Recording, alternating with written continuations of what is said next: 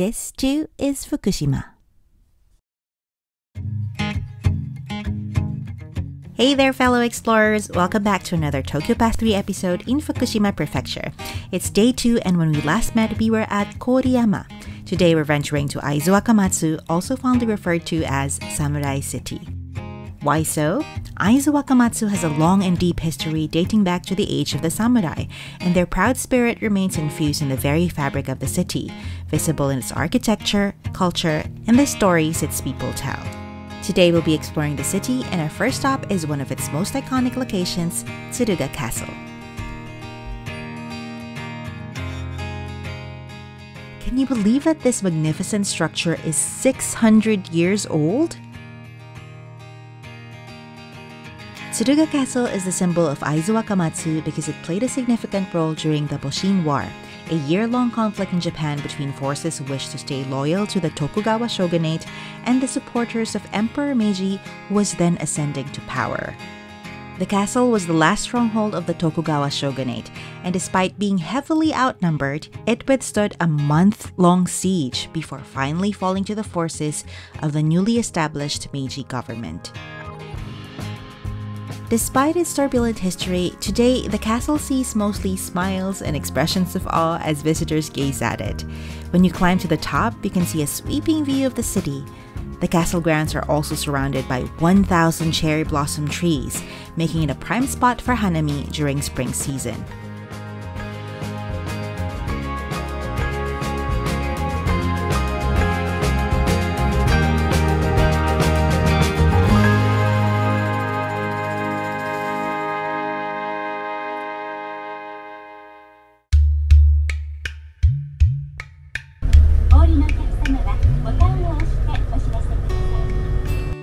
On to our next stop, Iimoriyama, a place of profound significance in the history of Aizu Wakamatsu. So when I first came here, I used the stairs to go up in the snow. I'm not gonna do that today, I'm too tired. As serene as this place looks, it belies a tragic and moving past. While Tsuruga Castle was under siege, a group of 20 young samurai, part of the White Tiger Force or Byakutai, retreated to this place. When they saw smoke rising from the direction of Tsuruga Castle, they mistakenly believed that it had fallen. In despair and believing that their lord and families were dead, they committed seppuku, a form of ritual suicide practiced by samurai to die with honor rather than fall into enemy hands.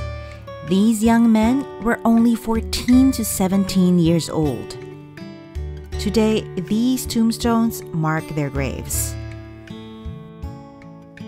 Of the 20 that committed seppuku, one was found gravely wounded but rescued.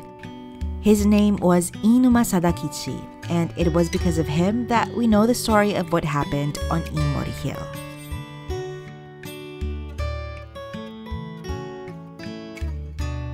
So years ago when I first visited this place, I was really moved by this story, and I guess it left a mark on me that even now I still think this is really one of the places you have to visit.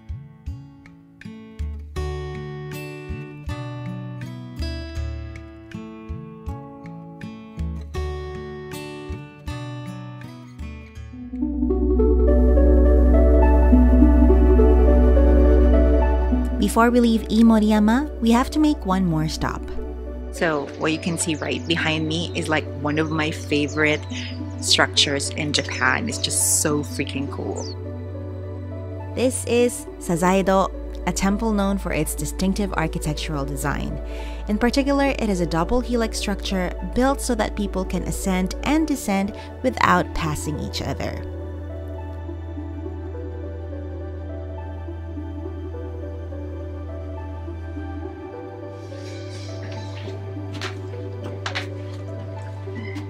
See? Told you it's freaking cool. We are at the top now.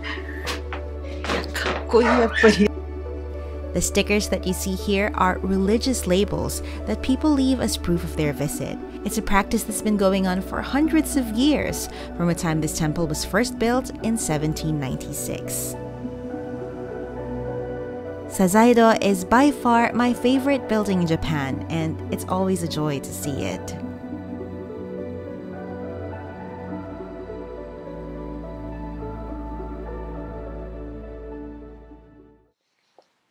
Hello everyone, I've just arrived at my hotel. The new one, different from yesterday because I am now in Aizu Wakamatsu. This is my second time in Aizu Wakamatsu and I can't believe how I actually skipped Tsuruga the first time I came here. Like, my thing about castles is that I've been to a few of them and it's always like, yeah, it's a castle, it's nice, but it's not the same feeling I get when I see shrines, for example. But when I went to Tsuruga Castle earlier, I was just like, how did I miss this the first time? It was so beautiful, especially with the cherry blossoms. Even the second time around, I think Aizu Wakamatsu is really, really such a beautiful town to explore.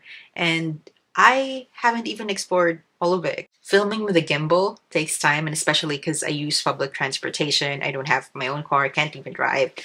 Factoring all that in, there is kind of just a few things that I can pack in one video realistically. In any case, Samurai Town again, second time around, I still love ya. The theme for tomorrow is Dreamy Fukushima, so I hope you join me again on that next video, and I'll see you again next time. Bye! I'm going to the onsen now. Ta-da! I received a free ticket from my hotel. Onsen time!